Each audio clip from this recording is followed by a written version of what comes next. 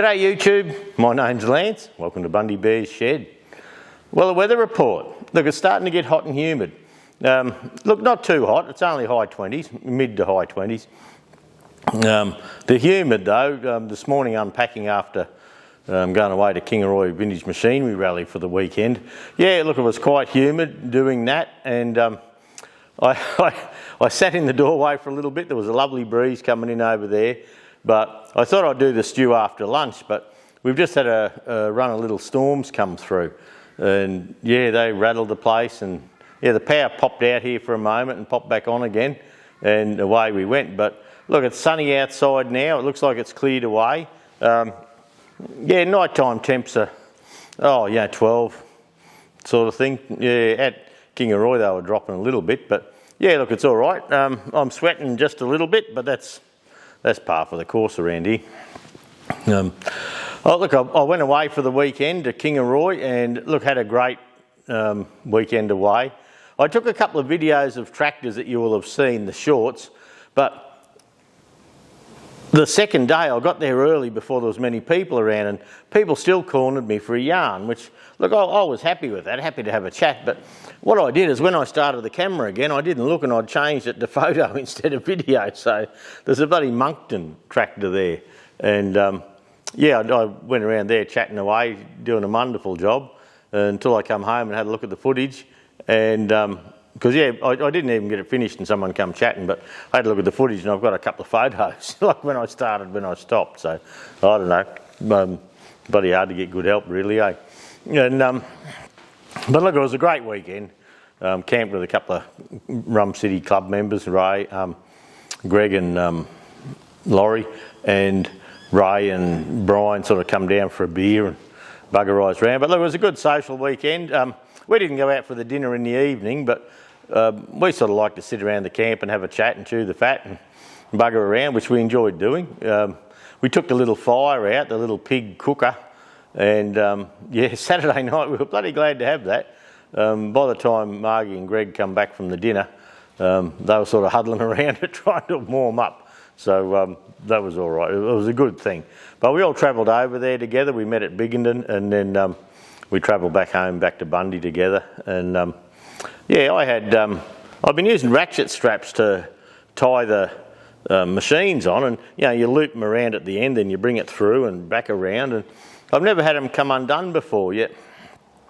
I had two different straps, one going over, one coming back, and the rough roads just undone the centre, pulled out of them. So I had to stop and fix that up. And I took my push bike over there because yeah, look, my knee's been playing up to buggery, probably doing too much, but I find when I'm hopping up and down on the trailer, that seems to give it curry and sorts it out. But look, the pushy was a good thing. I reckon I rode a marathon over the weekend, bloody close, probably not even a quarter, but anyway, we're not going to let a bit of bullshit hop in the way of a good yarn, eh? But look, we had a great weekend over there. Kempy's dropped off some drawbar parts that they were making for me for the Farmall 100. I got the Farmall, I think I showed you that I got the Farmall 100 drawbar brackets and things like that, but they were badly pitted. Cost me a bottle of scotch. And they were badly pitted, and I didn't want that, so Harrison made me up some new ones. And yeah, I've got them, the main drawbar bit at the back, it's a little bit pitted, but look, it's okay, and it would have been an absolute bugger to make. So we're going to use that, but I've got it over in the milling machine at the moment, and where the holes come around the side, I'd like to put a D-shackle in each corner and chain it down, because after this last weekend taking it with the ratchet straps, I'm not comfortable with that, and I do have all the chains and over-centred dogs and all that sort of thing for chaining it back properly. But I was just, thought, oh, well, ratchet strap will do too. I think they're 1,500 kilo ratchet straps or something. But yeah, look, I just wasn't happy with how it was, and with the little brackets I had on the final drives and the small D shackles, I couldn't get my hooks in nicely. So what I've got now, and I'll show you in a little while, is I've got the drawbar, the bottom piece in the mill, and I've got some rated D shackles that I'd like to put in the corner. I had some smaller ones, but there's not enough room for the chain hook to get in properly. So I'm putting it in the mill. I'm taking a few of the holes out bigger.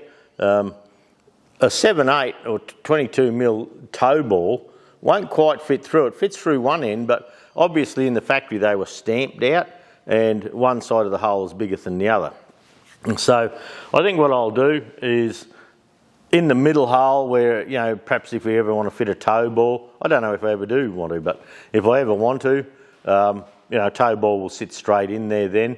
But the two holes on the corners where I'd like to put the bigger D-shackles, yeah, the pin goes through one side of the hole but not the other. So I'm just going to open it up, and look, I think it's probably 7/8, and so there's not much to go.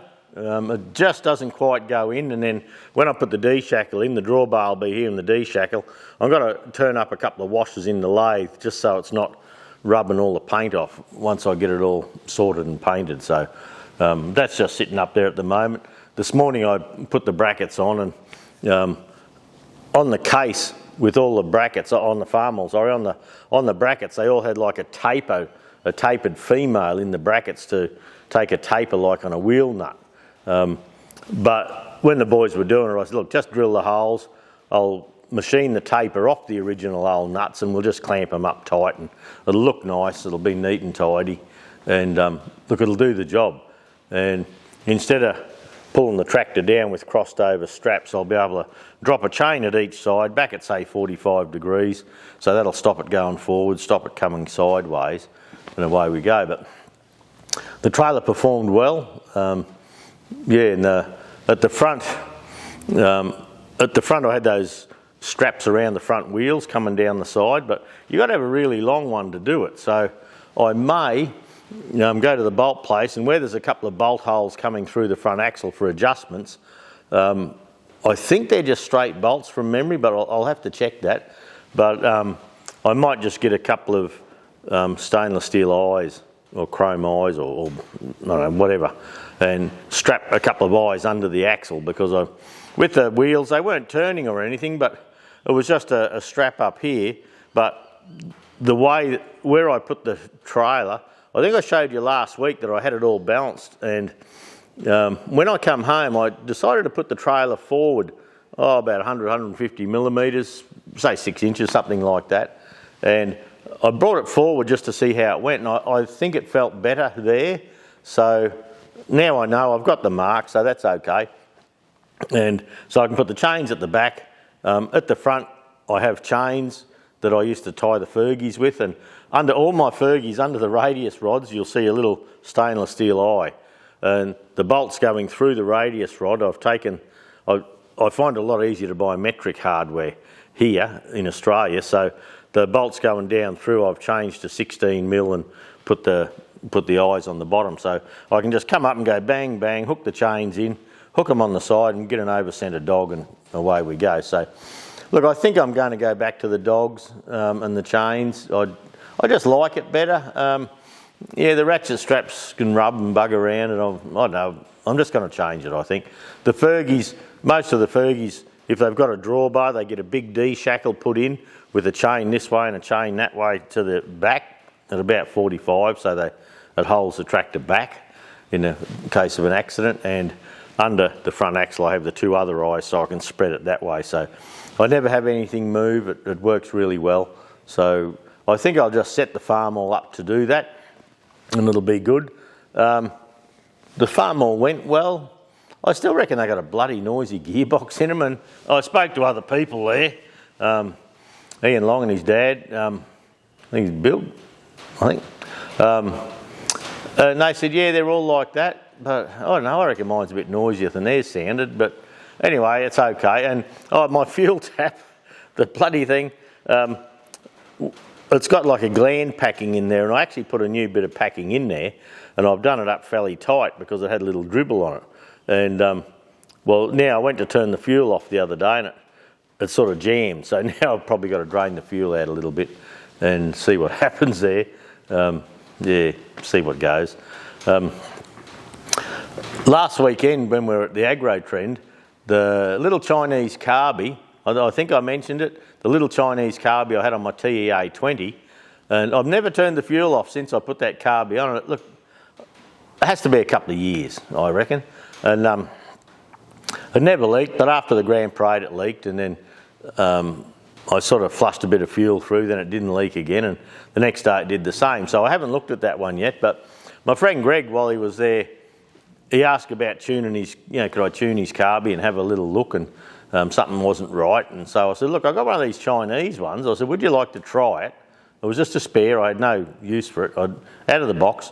I said, would you like to try it and see if you like that or not, and see how it runs with your tractor?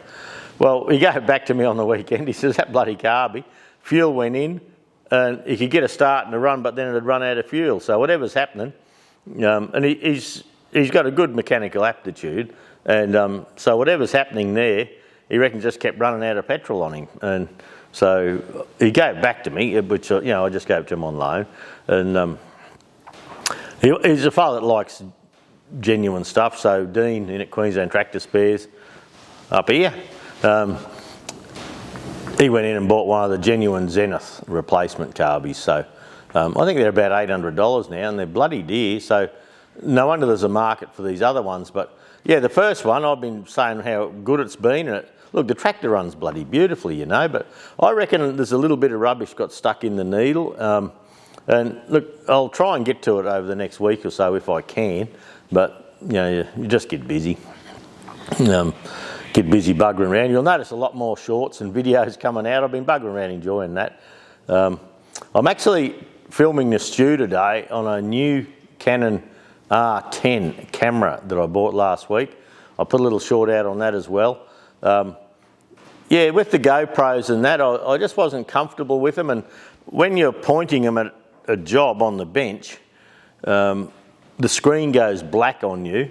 It's a battery saving feature, which is fine, I suppose, but I just wasn't comfortable. When I'm buggering around on the bench, sometimes things shift a little bit. I shift them, and you go out of frame a little bit. And I like the fold out 3-inch screen. And so with my Panasonic playing up, I did the stew last week with the GoPro, and I just thought, bugger it, I'm just going to go and get a camera. And there was a new Lumix FZ80 out, and I thought that would do the trick. But when I got to the camera store, it didn't have the fold-out screen. So the screen's there, and I've got a 3-inch, or the lens is here, and I've got a 3-inch screen out here. And I could put a HDMI 7-inch screen above it, but I just like to have the camera pointing to the job, and then the flip-out screen, I can picture it. I can just adjust it so I can see when my hands are working and make sure I'm in the frame. So I went down there, and in Australia they're like $1,650 or something like that. And anyway, I went down to Harvey Norman for a look because they were supposed to have the Panasonic, and they didn't have one there, but they could have got one for me. But I ended up having a look at the Canon, and yeah, there was a little Canon R50 or 100, I can't remember now. It was a little small frame camera, but it didn't have the screen I wanted. And this R10 was about the smallest one with the fold-out screen that did the job. I went home and read up on them, and the Canon's supposed to have a sturdier frame than the Panasonic. Apparently the light sensing and all that on the Canon is like the best on the market or something or other. This is a couple of year old model too, mind you. And yeah, so I'm just giving it a go. On the screen there it looks good. The little tests I've done with it looks okay. Yeah, we're not into cinematography. We're just sitting there to point a camera at some old prick in the shed and have a yarn. Yeah, so, but look, it looks good. I'm happy with the colour there. I've played with the sound again on these microphones. I got a message last week that the front and the back music was good and the rest was a bit lower. And I was finding that with this microphone, or with the receiver, I'd turned it down a little bit to take out some of the ambient shed noise. But I've just set it up to stereo now again, and I've increased the gain on it. But there's something about them, and I've got it on one speaker one microphone goes left and right, but I can see on the sound thing on the screen on the camera that the left side's got a higher signal than the right side. So I'll be able to have a look at that in editing and see if I can even them out.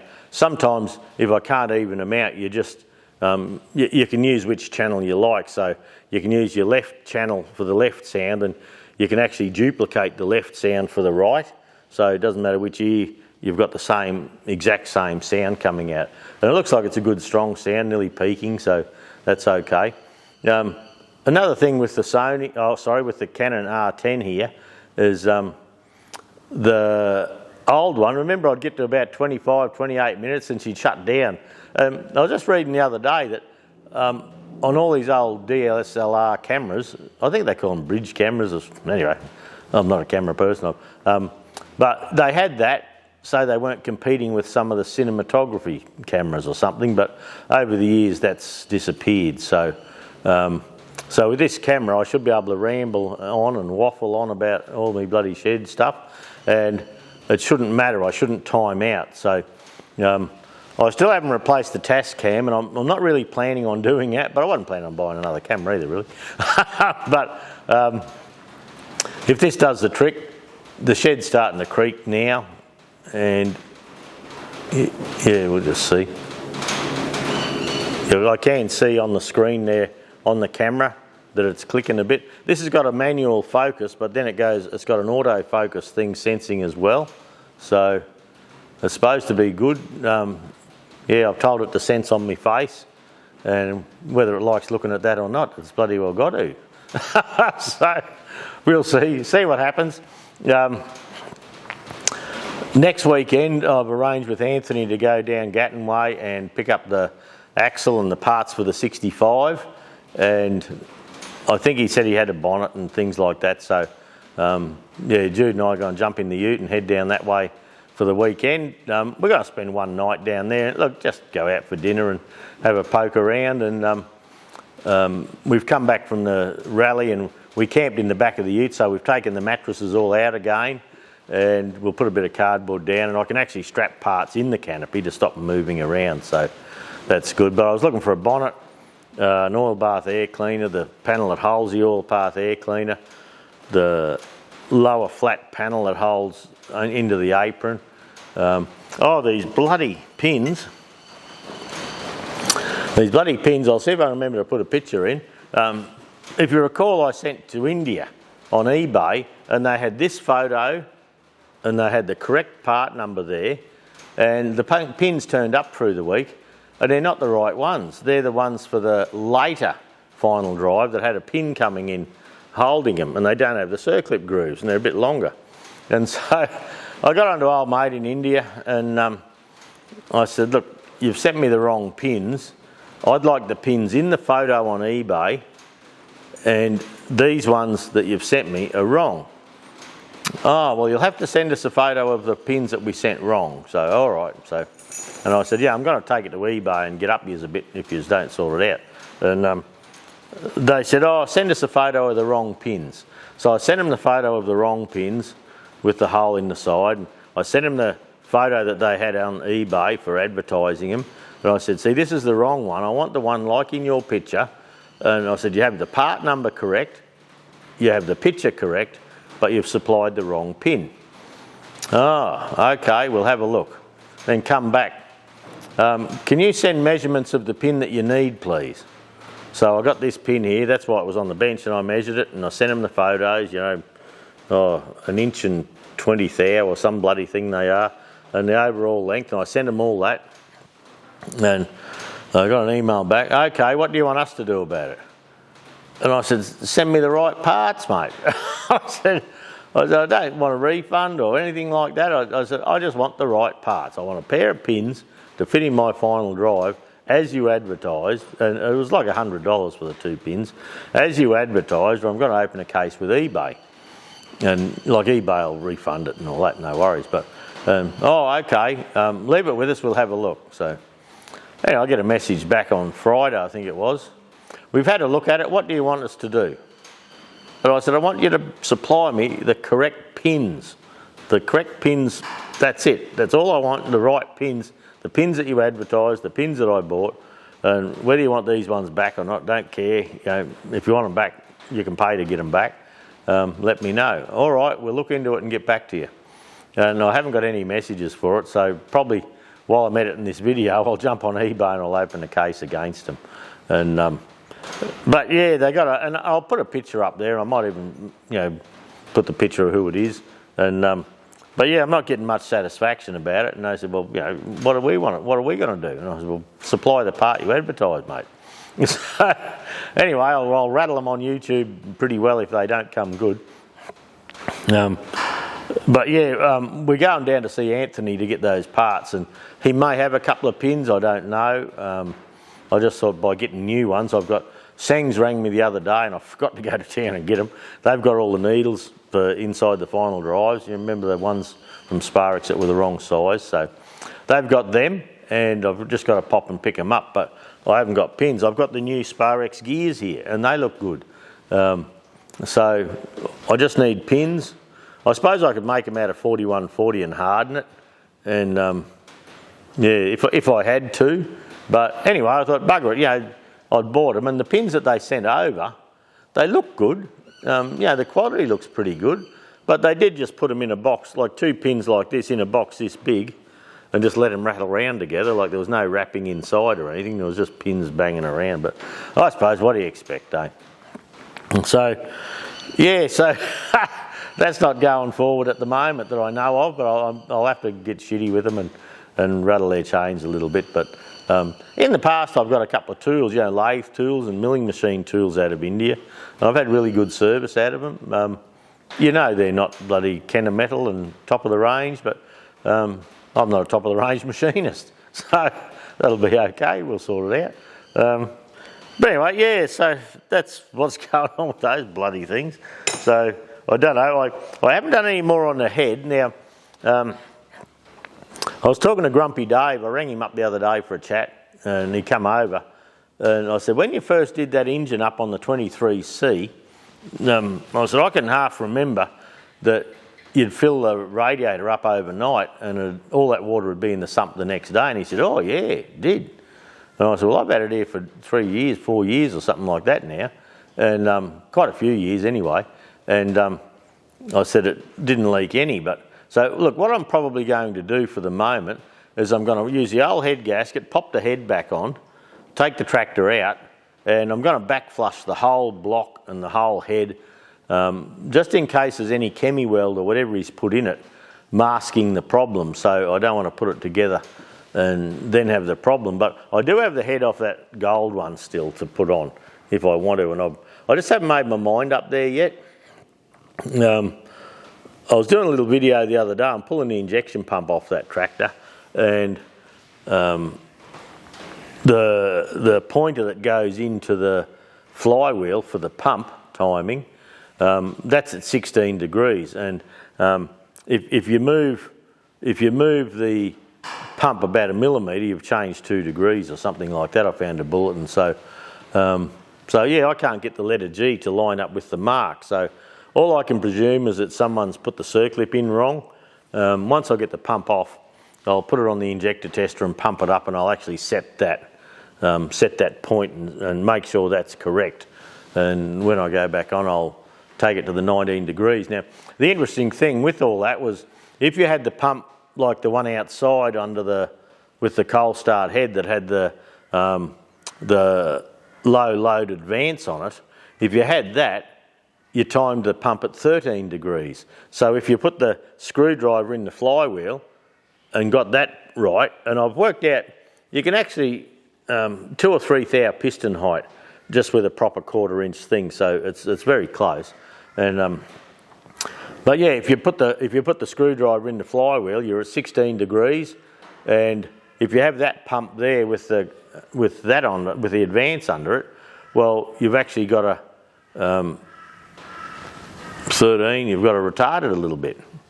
And if you have the pump like mine with nothing underneath, just the bolt, well, once you get to 16, you've got to take it up to 19. You've got to advance it a little bit further.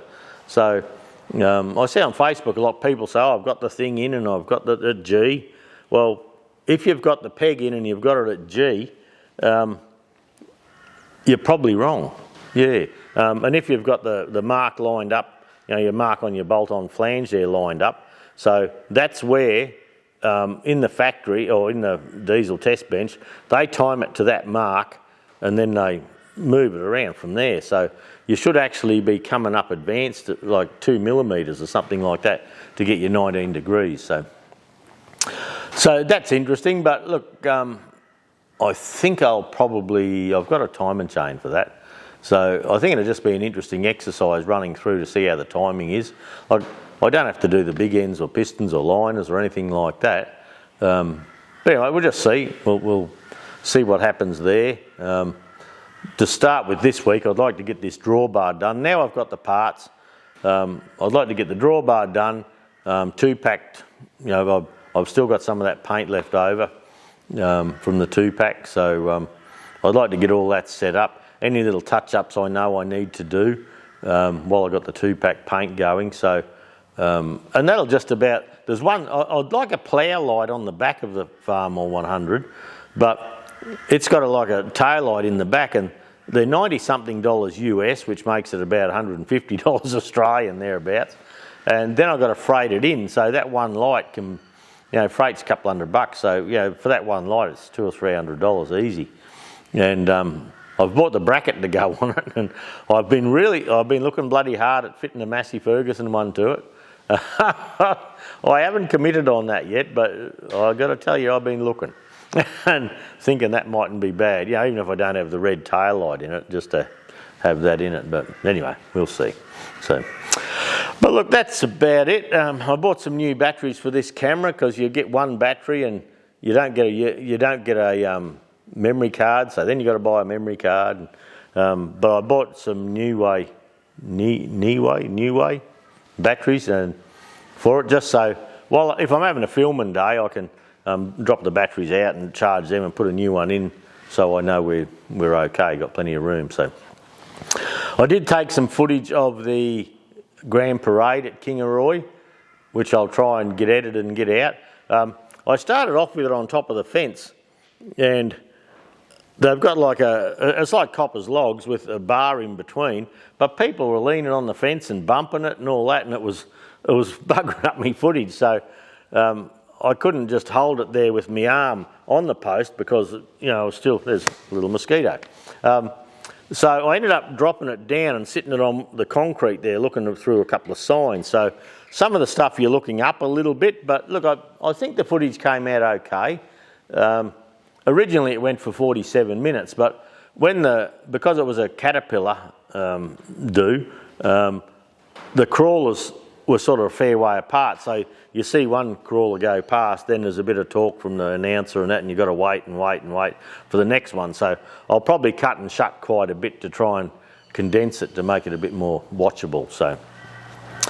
But anyway, look, we'll see how we go. But look, that's it for the stew. I got it all done without another storm coming, so that's good. The power stayed on. Young Harrison Kemp's coming up tomorrow, and we've got the old roller for the plate roller that I've rolled wheels. That's hard to say. That I rolled wheels with, and they're coming up to bug around, have a play. Got a couple of projects on the go, so they're coming up tomorrow. I've got to remember to send a couple of grease cans home with them. They're setting up a little bit of a shed out in Gayndah with a few knickknacks in it, and where their tractor collection is, they've got a little Fergie collection going on, and I got a couple of nice Massey Ferguson flags a while back, and a Massey Ferguson industrial flag and things like that. So I've given it to them for their shed. It'll just help it make it look nice. But I've got to try and remember to give them some grease tins. So if you remember a while back at Seas, they gave me some. So my mate Laurie, he's come and had a look. He's got a lively collection, and so I let him scrummage through and get what he wanted just to fill the gaps in his collection. And he's, what are you going to do with all these other ones? And I said, I don't know, just give them to Kempy, I suppose. So that's probably what's happening. If they got a little shed to display stuff in. And I noticed on the weekend the boys bought a couple of litre cans. One of them had stuff in it, so So they're obviously interested in it. And so anyway, we'll see how that goes. But look, stay with us. That'll be the end of the chat. Thanks for stopping by again. Have a good week, everyone. And yeah, I'll go handheld for a bit. And I'm a bit hesitant to show you my floor at the moment. I've got up near that 23C. I have shit everywhere. And the amount of times I tried to get in and film those timing marks on that injection pump last week. Look, I must have about 6 failed attempts at that. And anyway, I'll soldier on with that. You might get that this week. I'll probably take a short of doing the holes in the milling machine. I've got that set up ready to go, but I thought I'd just do the stew first. But yeah, see how we go. If you're getting sick of all the shorts and things, let me know. YouTube loves it. They're patting me on. I nearly got a sore back from them patting me on it. And yeah, they like it for some reason. And I've actually enjoyed doing them. It's so easy when I'm doing something just to take a little minute. They're giving me up to 3 minutes now. And originally you couldn't do that, so they say. And so they're giving me up to 3 minutes, so I can cover quite a bit in that. And but anyway, we'll just see what happens. So anyway, I'll stop rambling. Have a good week, everyone. And yeah, we'll catch you all next week, eh? See ya. Now, I don't know how this focus is going to go. I'm still learning. But if we go over here to the mill, you can see I've got that drawbar piece there. Can I focus on that? I'm allowed to tap it and it focuses on things for me, but I can't see. Hang on, I'll just put my glasses on. Oh, that's not too bad. Yeah, so what I'm going to do is this corner hole here, the bolt from the shackle doesn't quite go through because it's tapered. It goes through about halfway, so I need to open that hole, open the middle one and the other one on the other corner, just so I can put the D-shackle through there. If I come around here, you would have seen in a short last week that I did the I've been playing with foot plates, so that's the foot plate that I've put all new front in here and cut it up here. Some bloke's telling me it's not going to work, but anyway, we'll see, I suppose. I've got to buy some little square-headed bolts for that. I don't have them yet. If we come out through here, I've got the roller out. The boys are coming, Harrison's coming to play with that tomorrow. And I did a test with it this morning just to make sure it worked, because I haven't used that in ages. So that's the 23C, and I've been trying to film. I've got a little dial gauge on the top there, and I've been trying to film in that little hole there, but that's definitely a work in progress. Now, when we come over here, you can see the drawbar brackets that the boys made for me, and yeah, look, they're looking good. And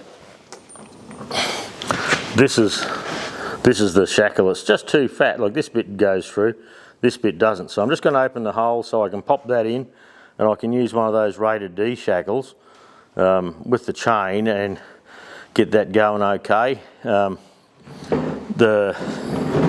These nuts here, I'm actually going to machine this taper off, and yeah, they'll sort of look like the taper's gone in. These ones I am thinking of just for the exercise of putting the taper on these, but I don't want to put the taper on all of them.